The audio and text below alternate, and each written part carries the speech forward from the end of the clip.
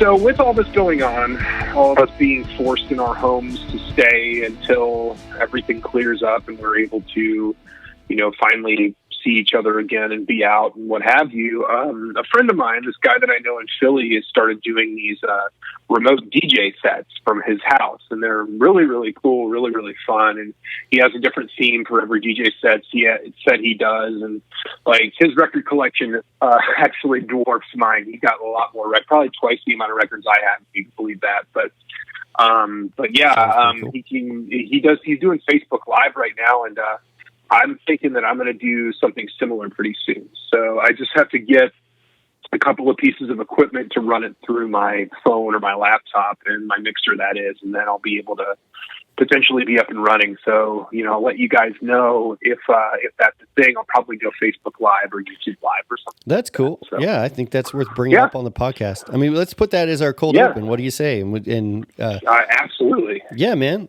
So why don't we just kick it off and say, hey, everybody, thank you for joining us on Album of the Year podcast. Quarantine edition. That's right. You could hear Marty sounds a little digitized. It's because we're not in the same location right now. We are doing a lunchtime today. Right. I know this is this next episode is the most anticipated episode in the history of the podcast, because we've kind of pitched it like 3 times now, and it looks like we're we have, obviously, as everybody knows and everybody is experiencing, we're going through quarantine stuff, and it's complicated our lives in a lot of ways, unexpected. So podcast is still rolling. We still want to deliver material. So we decided, hey, why don't we try to do this virtually? And so we'll do a lunchtime today. So, and with technology as it is, it's really nice. We can do this remotely. We can, meet up with each other digitally and record an episode. So it works out, and we're still trying to get content out to you guys. And we hope you kind of enjoy it, while you're doing your thing, wherever you are.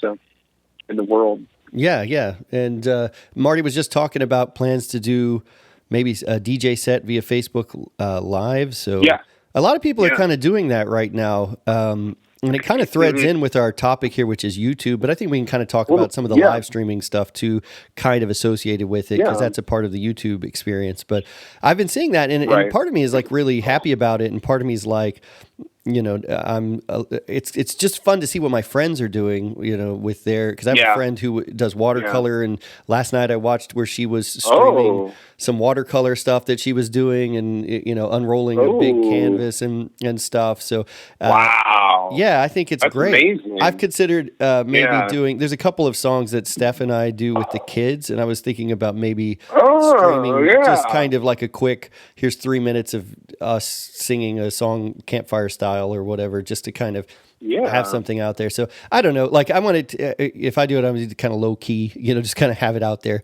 Sure. But something with the kids. That's awesome. But I'm glad that this is getting a lot of people thinking about concrete things they can do to express their own art, and I think that's really the one good thing from this. I do hope that it's not. There is a part of me that hopes that all my friends aren't secretly hoping that they'll become YouTube influencers or something. I hope it's more of a, hey guys, this is just for my friends and stuff, and not. Yeah. I joke sometimes about the world domination plans. Put me on the map. I hope it's not that, but I don't think it is. I think it's more just people trying to make the best of a situation. A bunch of extroverts all bundled up in a room somewhere who can't do anything. Like here's a good chance. I'm sure that's what you're thinking. Like with the DJ set. Yeah, totally. Yeah, no, it's good, and it's still a way to connect with friends, even though you can't really connect with them. So it's good. I agree. Well, you were the one who suggested YouTube as a topic, and there's a lot of angles we could take that. So tell me a little bit about what your thinking is, and I've got a few thoughts of my own. With all this happening, I'm a big YouTube person. Just right off the bat, like not even with any of the current world events in context. I watch a lot of stuff on YouTube, from sports analysis to TV show analysis to philosophy analysis to obviously music. So I was messaging with Chris the other day, and I'm just like, I sent him a few YouTubes of like the Smashing Pumpkins and stuff, and I was like, check this out, man. And I was like, you're going to get a lot of YouTube clips from me here in the coming weeks and whatever. I can't guarantee I have time to watch it all, but I'm cool. Yeah. Yeah, no, totally. So, you showed me a history of the Microsoft Zune. That was really fun. I had that running in the background while I was doing something else. We have brought that up, in the past, and the actual avocado and earth tone brown Zune actually makes an appearance in that video. I love that it's kind of interesting so and kind like of funny, tacky and strange that it has to be remarked on, and it's like, he has to bring it up, and even though like my comment on this is literally to do, like when I brought it up, it was entirely because my buddy had one of that variety. You told me that. Yeah, but it's so strange that like everybody's got to mention it because it's like, what are we doing? Yeah. Exactly. I don't even know what the other Zune models looked like, to be honest with you. I didn't either. Is that newer one? I don't think that Zune HD. I don't think I had ever seen that before. Me neither. Yeah. Which I guess but it was really cool. Like it was really ahead of its time. Like I kind of thought it was funny how he was like, this looks like 5 years into the future when Apple had done away with skeuomorphism and all that stuff, and but then they were just kind of like, well, they tried, people were using devices with an app store, and app developers were trying, and like they just couldn't get that app store part of the Zune figured out, and then it just crashed and burned because the developers didn't know how to develop apps for it, which is kind of tragic, but it is what it is. So maybe it's tragic. I don't know. It's tragic for the Zune anyway. I guess it's tragic if you're for Microsoft. But, I guess it's not tragic otherwise. I don't know. So anyway, but yeah, so there's that kind of stuff, and there's like the Smashing Pumpkins SNL rehearsal. I found before they performed on SNL, there's a YouTube video of their rehearsal, and they all look so young and crazy. And I was telling Chris this morning that I go through a Smashing Pumpkins phase every few months where I have to hear like Cherub Rock and Today and Disarm. And Cherub, this is a story you don't know about me, but so Cherub Rock was one of my favorite Smashing Pumpkins songs. And then when I was at South Plains College, I was in a rock ensemble. And someone ensemble, that's a thing? Yeah, it's a rock band, but it's basically like, like... But they have to call it ensemble because it's music school. Yeah, exactly. Of course. So it's just a rock band. But everybody in those bands would bring stuff in. I was a guitar player and stuff.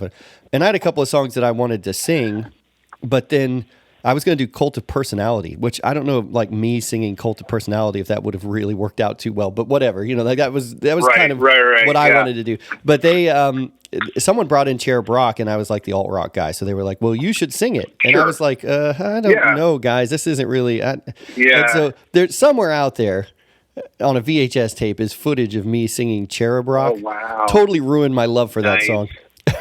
Because that hopefully never ends up on YouTube, because I just did a really poor job of it. And even when I watched it later, I was like, oh God, this is embarrassing. Like this is like bad karaoke night. I don't know how I thought that I was going to sing Cult of Personality better than I could sing Cherub Rock. Cherub Rock has like 3 notes and Cult of Personality has like 15, but It's like, so anyway. Corey Glover, has big time vocal prowess too, not discounting anything from the great Chris Wright at all. But I think the world probably was not ready for my Cult of Personality just yet. In more ways than one,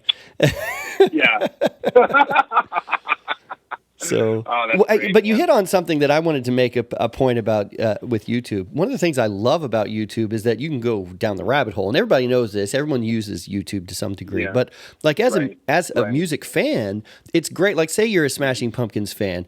Well, back in the '90s, it was impossible to see rehearsal footage of SNL. Like exactly. Like there was no way you would see anything like that. It would just be impossible to see, and not just because they were a new band. I mean, it would have been impossible to see. Equivalent footage like that about the freaking Beatles, like unless it was heavily bootlegged, and then you got to know a guy who has a copy of it, and then you see, you know what I mean? There was just all sorts of difficulties, and there were things that were like in the VHS tape trading culture, which that's a topic we've never talked about before. We talked about cassettes, but not VHS. There would be things like, say, the Cramps performing live at the. I've mentioned that before, the state hospital, where it's like all these, it's like an insane asylum, and then the Cramps, and it's a legendary performance. like that's on YouTube. Like that's easy to stumble across. But before you had to find a guy who would know what it was and all this kind of stuff. Right. Yeah. And so that was like roommates with Interior in 1978. Yeah, like he's got a copy of it. Yeah. Oh, I'll dub you a copy. Oh. Let's just daisy chain a couple of VCRs together. We'll figure it out.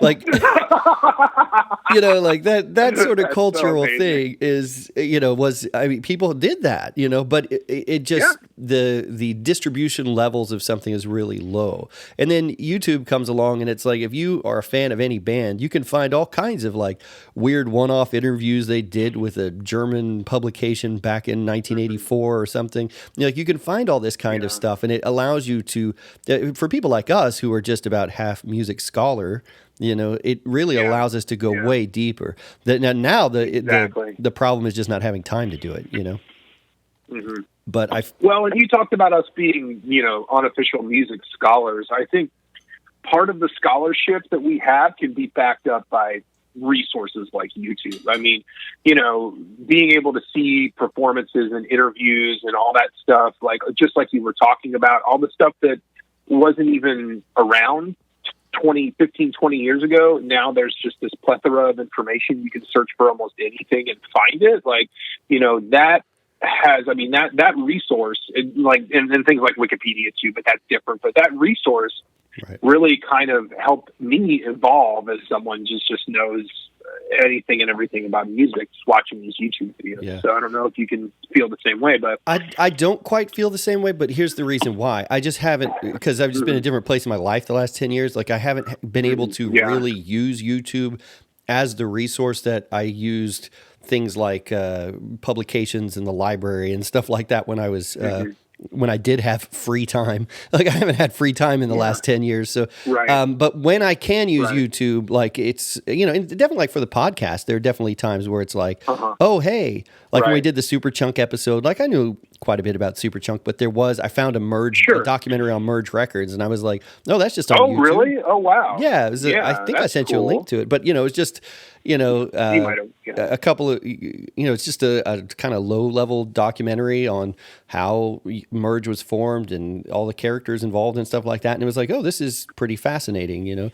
When we were studying or looking into Greenland by Cracker, like here's an album that has had almost no scholarship. Like there's, I'm not going to find anything about that album in the library, right? That's true. Yeah. But I was able to find a couple of minor interviews and stuff with Dave Lowry on that, and so it is a cool resource in that sense, and I'm not just saying for the podcast, but even for just if we get a chance to go down a rabbit hole, It's just, I envy the kids who are coming up today. If Chris Wright was 20 years younger, like he would have, his stupid head would have been full of so much extra information just because it would have been accessible. Yeah, totally. And I think YouTube is one of the, and you mentioned Wikipedia, there are other resources, but I think YouTube's one of the big ones. Yeah, agreed.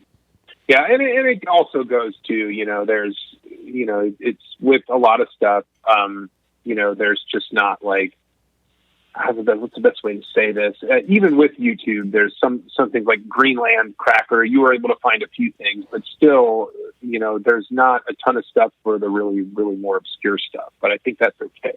So. But there's not always a ton of stuff. But I mean, there's usually you can find something. I mean, I found a live performance of C.D. Ifni. What? Like where on earth would I have been able to find that? Oh yeah, you did. That's right. Yeah, you did because you messaged it to me. I forgot about that. Yeah, I mean, it's just that kind of stuff. And then also, like I say, a lot of times they'll perform like, oh, here's some band that you like that's performing at the Tiny Desk. Here's somebody. Their whole series. Yeah. Oh yeah. Or like I say, like here they are on some radio show in Seattle, and you'd never hear it otherwise. But here's Neutral Milk Hotel performing "Oh Comely," and it's like, what? That exists? That's a thing? But no, yeah, you're totally right. Like it's kind of not just with performances, but like interviews too. There's some bands and musicians that are shrouded in mystery, and you don't know like what they sound like when they talk, or you don't know kind of like what their thought process was behind creating something. And then in some cases you can search it on YouTube and you can see them talk and hear them, kind of wax poetic and philosophical about what they were thinking when they made a certain piece of music or they made an album or whatever, which is really cool. Like, I can give you a good example of that. Like back in the 80s, well, back in the 90s, I had a girlfriend who was a huge fan of They Might Be Giants, and I became a big fan of them. And I still love them to this day. They're really quirky, strange little bands. Yeah. Not for everybody, but you can imagine, like, even in their sleeves, like, they're so kind of strange and art damaged and everything that, like, there's no picture of the guys. Like, you wouldn't even know what they really looked like. There was a drawing of them on the cover of one of the albums, and you kind of had to infer from the drawing what these guys must look like, you know? And in the very early days of the internet, I met another They Might Be Giants fan who had a videotaped interview with them. And I had seen them live, so I knew what they looked like from the stage, but I never heard them talk like about their music at all.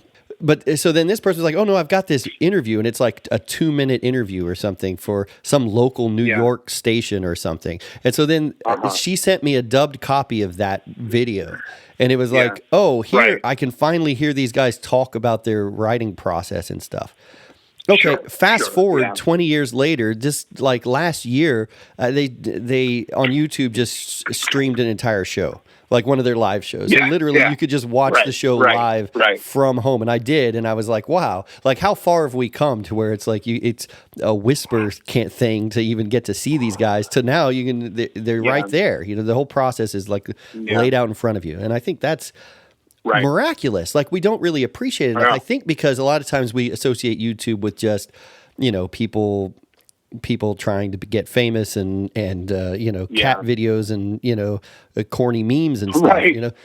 Yeah, true. Yeah, but and you do have some of that in the you do have some of that within the music realm of YouTube too. You have like goofy viral like Rebecca Black and stuff like that, and a lot of stuff that's just goofy and disposable and dumb somehow gets popular, and like that's it is what it is. I don't think we need to comment on the minutia of all of that kind of madness, but you also have people like Mac DeMarco who has his goofy indie rock songs on YouTube, and that's a big reason as to why he got so popular, is because a lot of his YouTube videos have millions and millions of views. He kind of used that to his advantage, and other people have too. So I think it's good, and all things considered, it's definitely good for. I think it's good for the artist and the, I guess, consumer, for lack of a better term. I know that's kind of a blunt, weird way to put it, but or the music scholar. No, I think it's ultimately a good thing. I think it's it democratizes stuff. We talked before about, and it's not just YouTube, but YouTube's a key piece of it. But we talked about how before you had to impress an A&R guy, and a lot of times you had to have money. And so and there's still problems like, in fact, in the traditional music industry, I think it's almost worse than ever as far as the music. It reflects basically upper middle class sensibilities only, because those are the only people who are allowed to be successful anymore. But then YouTube's a counterweight to that. Someone can just come up with a great thing and they can monetize it, and they may not get 20 million hits or whatever, but they may get 10,000 or something like that, or they may have their own little channel or whatever, and it helps them to get their stuff out there and monetize it to some degree, which I think which I'm okay with. I feel like there's a lot of trashy behaviors around trying to monetize stuff, and that I don't like. But I feel like if in an ideal system where it's like, okay, we provide the platform, we run an ad in front of it, and then you get the money for whatever, however many clicks you get. I think that's as democratic a system where people can still get paid as you can pretty much get, Yeah, agreed. Yeah, I think, is it something that's completely, transparent from the user and the artist and all of those involved? Maybe not, but I think it's it can be seen, if it's used in the right way, it can be a better model than some other models. I don't know. I mean, it's something that kind of goes hand in hand with streaming, with Spotify or Apple Music or whatever. But you know, it's kind of all up to the artist and how what they want to do to present themselves or monetize their product or their art or whatever. You know, it's just kind of, I think that there's an art versus commerce debate that can take place there too, kind of like our last Lunchtime episode. But I don't think we need to delve into all of that. But, right. But I think like the most important thing is just to say that there is access. I mean, from the other end, if you're just someone who's interested in music, you know, there are enough people out there who have decided that's the path they want to take, that there's always interesting stuff. Yeah. Speaking as a musician, one thing that I love about YouTube, and even just this week, I was listening to I was watching YouTube videos on the Phrygian mode. And it's so without getting you were watching YouTube videos on the what? On the Phrygian mode. It's a mode of guitar. It's basically a scale that you can play. Oh, like a Locrian mode, that same kind of thing? Yeah, kind of like that. Yeah, it's not as weird as the Locrian mode, but yeah, same kind of deal, like a modal kind of thing. So my point here is that gotcha. I just found this video of a guy talking about, hey, here's how you solo in the Phrygian mode, and here's the challenges in playing in the Phrygian mode, and all this. I mean, it's a little music theory, but my point is like I paid people a lot of money when I was in school to learn that stuff. You know what I mean? And here's some guy just doing it for free. And it's like, oh, hey, going back to like if 20-year-old Chris had this resource, it's like maybe I wouldn't even gone to South Plains College, because honestly, what I was trying to get out of it is what you can get as instruction on YouTube right now. It's a veritable, as a musician, it's a veritable Library of Alexandria for, you know, lessons. Sure. You know, learning new bands, new approaches, new equipment. Yeah. Man, even in the early days of the internet, like it was always a mysterious, like how does Rivers Cuomo get that heavy sound with his like that angular tone? Yeah, how does he get that fuzz? Because that was not a fuzz that I was used to, you know. And then you would read guitar magazines, and I, you know, it's been a while since I've ragged on guitar magazines. Like they weren't interested in covering that. You know, they were interested in covering the tone that the guy from Mr. Big got or something. You know, like they were going to do that, you know. Well, it was either that, or it was like, here's the guy from Papa Roach playing a 7-string or whatever, you know, after a while. Yeah, that was a little later. Yeah, but yeah. Well, and it transitioned from like, you know, they never talked about really grunge or punk or anything. It was either like virtuosic playing hair metal or like rap metal, which is it was somehow like, I think they felt that we should do a Lunchtime on guitar mags and just let me get it out of my system. But they, you know, I play just like the guy from Alien Ant Farm. Well, they would put guys like that out there. Yeah. I mean, I never understood it. They wanted stuff that was super corporate, but I think also that their audience was just older. You know, and so their audience didn't know what was going on and didn't really care. They wanted to play highly technical stuff, and they wanted it based in the blues and based in classic rock. And those metal styles were the closest you had to something that was carrying on directly a legacy that they could chart easily from classic rock. And so that's true. And there literally were people, they would get mail from people, because you would read the mail and it would just be like, oh, how dare you put such and such person on the cover? They only play 5 triplets a second and I can play 6. You should put me on the cover. Like there would literally be that kind of stuff, you know? And I guess what I'm trying to get at is that like now you can go on YouTube and you can see a whole rig, you know, like, oh, here's how he gets that sound. Plug this in. Maybe it's even him, you know, like even the guitarist you love, like, hey, here's how I get my sounds. Plug this in. Here we go. I'm the DJ Shadow of guitar rigs, you know. I'll just show you exactly how I do it, you know.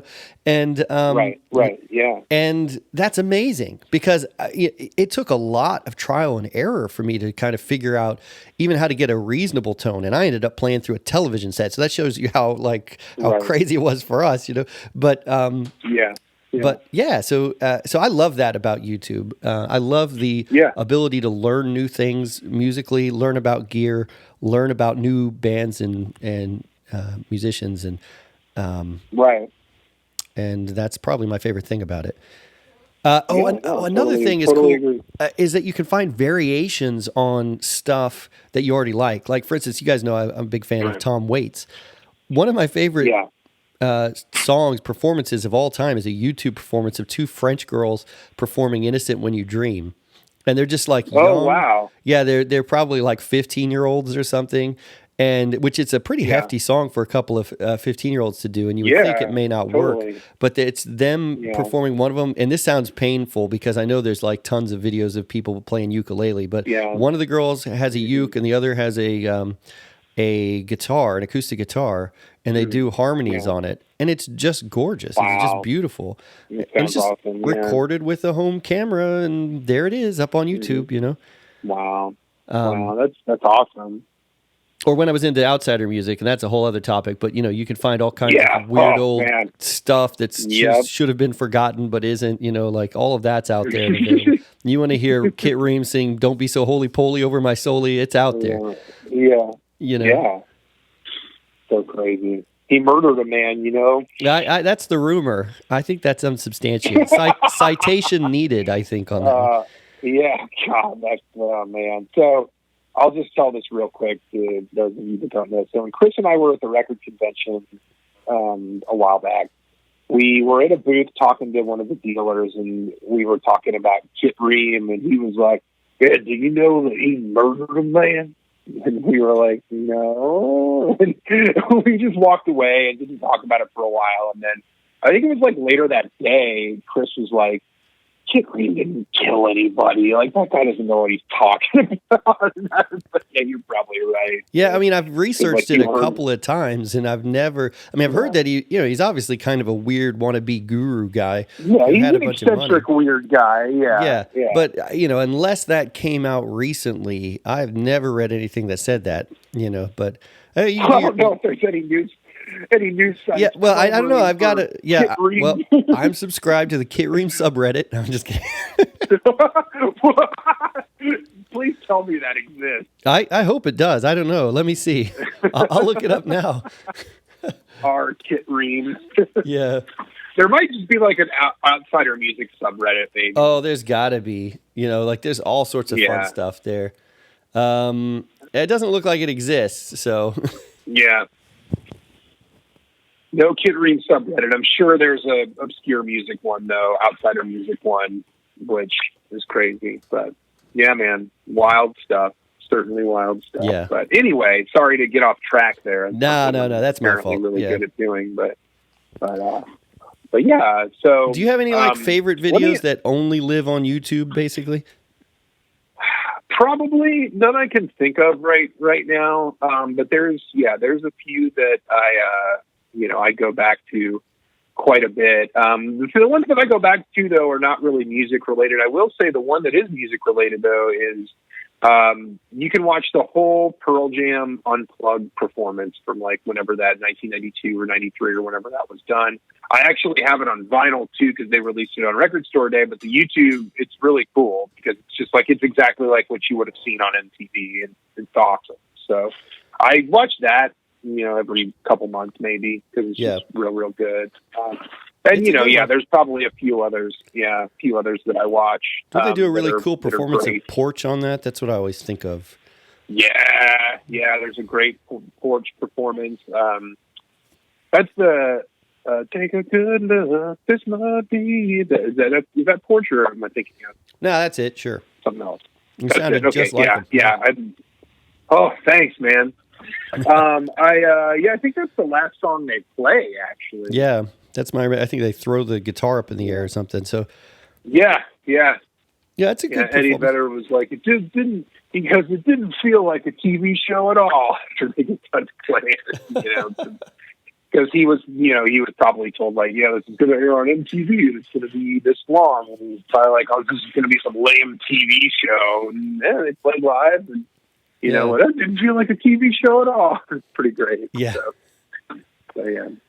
Yeah, I love being able to see like old Unplugged. Unplugged was one of those like big phenomenons that people kind of I don't say they forget about, but it's not.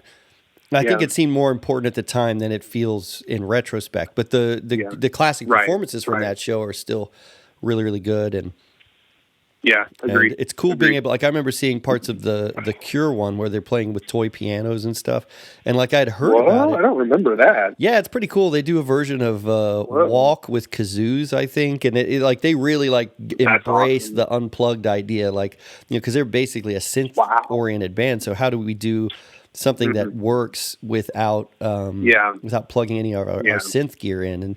And this was a performance I had read about, but I'd never heard until the age of YouTube because they never released it in any way. Right. I think maybe later they released it as part of a box set, but at the time you couldn't really get a hold of it. Yeah. And the weird thing is that like it was called Unplugged, but it wasn't really like all the instruments were still plugged in and like amplified. It's just they were all like acoustic instruments. Like that's what the idea. So, yeah, they said early on they were much pickier about it, but then like you can hear on Nirvana, Unplugged, he's clearly got it running through some kind of distortion pedal at some point or whatever. Yeah, and I think maybe it's like, well, this distortion pedal has a battery in it, so it's not technically plugged into anything. Like they were kind of, skirting the rules a little bit. Right. Yeah. I think REM had to fight for a Mellotron. It is. What's that? I think REM had to fight for a Mellotron, arguing that it was like, it's got analog tape, so it's got this analog element to it, and yes, it has a plug, but from a synthesizer standpoint, this is not, I don't know, it's like a thing. Yeah. Right on. Well, cool, man. So let me ask you this, as someone who might have been ahead of the curve early on when it came to internet distribution of music, you've talked a few times on the podcast about how, you wanted to set up your early bands on message boards and that kind of thing and have people listen to the music for free, just to get buzz build up and all that stuff. Did you see anything like YouTube back then? Like, did you ever think like maybe there's just going to be this thing that's going to be like, once people's internet connections get faster, a streaming tool that'll allow you to see video and allow you to broadcast, or was that even in your periphery? I thought a lot about live broadcasts. I would say the one thing I didn't anticipate when it came to the internet, and I would just say in general, is the way everything kind of has moved to a handful of sites that do everything. And I would kind of include YouTube in that. YouTube obviously has its specialty, and it's always trying to do other stuff too. But, so I definitely, when I was conceptualizing the original bulletin board system that I wanted to launch. So this was even pre-internet, like I wanted to do, like, I remember thinking like when this gets fast enough, we can like do whole concerts from our webpage. Right. So I didn't anticipate the community piece of it where it's like, no, everyone goes to YouTube the same way they would go to NBC or something, but instead they're watching, millions of different people doing millions of different little videos. Like that part, I wouldn't say that I conceptualized YouTube. I did think of it more in like the Napster kind of sense or whatever, but I did think that bands would be doing something like this though. Like I didn't consider it all in a central hub. Honestly, that blew my mind when it started to happen, where it was like, oh wow, so like you can actually put, because like even with Graceworks, we had a Graceworks website, and I could upload song snippets and stuff. And we paid a lot for the server space and everything. And then later when it was like, oh, hey, you can just upload it to YouTube, and then here's the embed code, and you can just embed the video right here. Like I remember being like, wow, this is awesome. Like all this service that I'm paying for, now it's just free, This is amazing, Yeah, no, totally. What about you, man? I completely... I mean, just as a music fan and everything, like, what was your first like encounter with this kind of concept? So, that's a good question. I think probably just going to probably MySpace. Like going to people's MySpace pages, and you were able to like bands' MySpace pages had like snippets of just audio that you could listen to, like full songs and stuff. And then I think from there, YouTube was just starting to blossom, and there was just a big push for content on YouTube. And I think back then, like maybe this would have been like 2004, 2005, maybe even 2006. I think YouTube was seen as this kind of, for me anyway, like this archival kind of idea that, there's all this stuff that now can live on the internet for free for you to watch. Like, if you want to see the Clash performing, at each one of the Shea Stadium shows in 1981, you can see that, because it's on YouTube and it's there, until someone takes it down. And if no one takes it down, then it's there forever, So that's interesting. I had kind of my first experience. I had the opposite thought where I was like, well, eventually someone's going to catch on to this and take all that stuff down. Yeah. And it still hasn't quite happened to the degree that I thought it would, Exactly. Yeah. Like there's still a lot of stuff going. Yeah. Which is good. And that does have copyright infringement does happen, Yeah. But it's nothing, and we can even speak to both of us can speak to, there's a few of our episodes got taken down from YouTube because of copyright. Rockaway Beach we played on the Ramones episode, like YouTube cut that and won't allow us to have that episode on YouTube, which is weird. We got hit with some copyright claims for some of the weird Middle Eastern Indian music that played at Demasi's. Yeah, I remember that. That's what... which is crazy, that kind of thing. So it is true, there is still a lot of content that lives on YouTube that hasn't gotten taken down, and I think that's certainly a good thing. Yeah, I think it's great for the end user. It's. I know a lot of people who are still super grumpy about copyright infringement on the internet, but that's a whole other discussion, I guess. But YouTube has definitely contributed to, at least from their perspective, how difficult it is to monetize music the old way. But I think there are enough people out there doing it this way that are at least making some kind of living or making a little bit of side hustle money. It's kind of hard to argue that it's certainly not a black and white argument like some of them want to make it. No.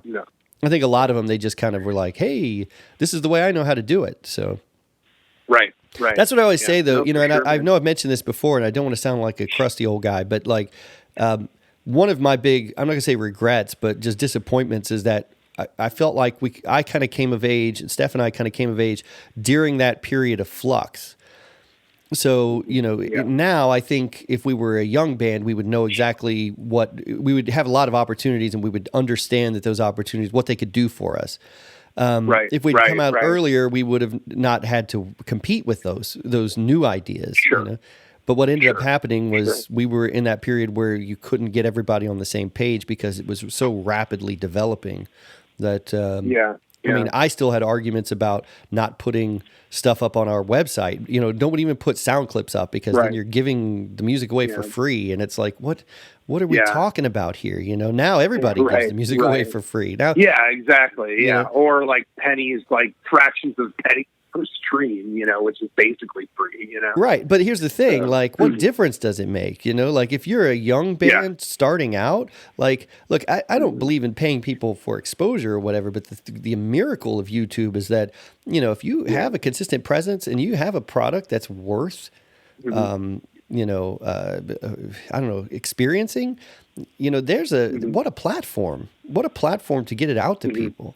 I mean, I've got songs already on YouTube, music videos I've got, and they all have 50 views or whatever. Yeah. But you know what? Yeah, I don't care. Right. I'm proud of those. I'm proud that that's out there. It's there. It exists. It's like I completed it and I delivered it, and it's not just sitting on a hard drive somewhere waiting for someone to listen to it. It's available now. Well, if someone wanted to check it out, it's there. And to me, that's satisfying. Yeah. That's powerful. Yeah.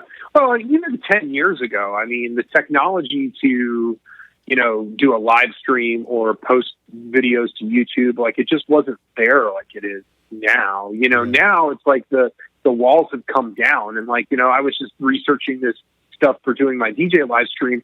I need an $80 piece of equipment to, put the sound from my mixer to my phone, and that's pretty much it. Once I get that, I can basically, do DJ sets anytime I want, and I can put them, even just the audio up on SoundCloud or YouTube. And it's just 10 years ago, no one would have even thought of doing it. Well, I would say in 2009, we released our second album. And like I said, we did it completely for free on the internet through archive.org. And it was very hard to get people to, even our friends, to listen to it. I had a friend who said to me, well, I don't really listen to music on my computer. This is in 2009. The iPhone existed. I mean, but it just hadn't penetrated to the point where iTunes was the thing. I mean, iPods existed, but there were still most people, they listened in their car stereo or whatever, and they didn't have a Bluetooth connection to connect to the thing or whatever, And so and I know we're getting a little bit more into streaming stuff, and I do think that's a great topic for another time, but I do think that, I think we need to recognize that we've come a long way in the last 10 years, totally. And, having an entire album released on YouTube. Look, I mean, you're unlikely to become the next Justin Bieber that way. I'm sorry to break it to you, right? But it's a possibility. Right. It's something you can do. It's like if you want your friends to see it on Insta or something, they can do it. They can check it out, and I think that's fantastic. Right. Well, and it's funny. I brought up Mac DeMarco earlier, and he was talking about. Fans come up to him a lot and say, like, how do you get popular? Like, how do you do your stuff on YouTube, or how do you do this and how do you do that? And he was just like, I don't know, man. I just did it. And I wrote the songs, and people are into it. Like, and that's cool. But he was like, just do it because you enjoy it. Don't do it because you want to, reach all these people. And if you're not successful, at least you're happy doing it, Yeah. So I think that's an interesting kind of benchmark too. So I think that's what people who want to contribute, honestly, this goes beyond YouTube. I think if you want to contribute to culture in some way, having a podcast, doing watercolor painting on Facebook, whatever you're doing, you got to be in love with the thing itself. You've got to be in love with doing the thing itself. Yeah. I think if you, and then you'll always be satisfied.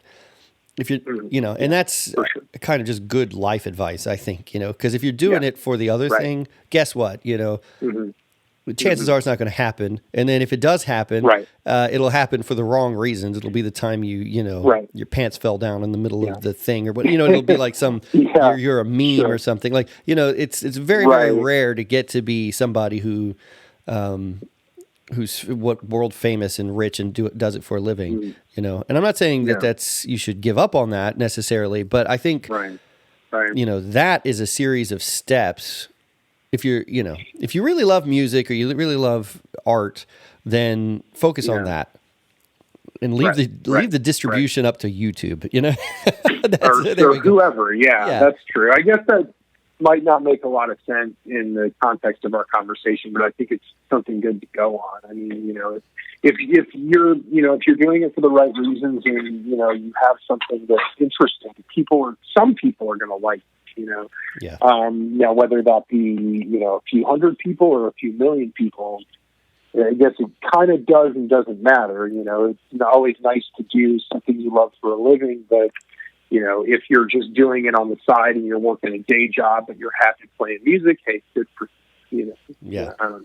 So, well, I think the thing we always said about music is that there's a lot of faster ways and more reliable ways to make $1 million if that's what you're in it for. If that's what you're in it for, do one of those other things. Go into finance or something. Figure that out, because the amount of blood, sweat, and tears that you're going to put into this, you're not going to get the return you're looking for. But if you're in it for the thing itself, the love of the art, guess what? Make peace with that, and then just go make the art, because you've got something that nobody else, what we could only dream of 20 years ago, which is a platform by which to distribute that stuff. And then when you're done, then go watch the Smashing Pumpkins from 1994. That's pretty cool. Go check out. Go see Anthony Fantano talk about some album, and then do a not very funny comedy sketch or whatever. So no, I'm with you, man. I'm with you. Well, cool, man. Well, lunchtime is about wrapping up for me here, so I got only about 2 more minutes, so I'm going to do my thing. But this was a really great conversation, man. I had a really good time. Yeah, I always love talking to you, brother. And we got to get together sometime soon. This coronavirus thing, it ain't going to kill the podcast, so we're going to keep moving. But hey guys, thanks so much for sticking with us, and hope you enjoyed it. Reach out to us via Instagram, or via AOTYpodcast@gmail.com, or or I don't know, how else can they reach out to us? Any other way? Patreon. Go to Patreon. Patreon. You probably heard enough about Patreon. We've got a subscriber, so that's good. You know, we've got a subscriber. So so thank you to our subscriber. We know that person pretty well. But, but it's still thanks to them for subscribing. So and so if you're interested in that, it's patreon.com/album of the year. So totally. Otherwise, have a great one, and we'll see you next week. Yeah. All right, guys. Thanks a lot. See you.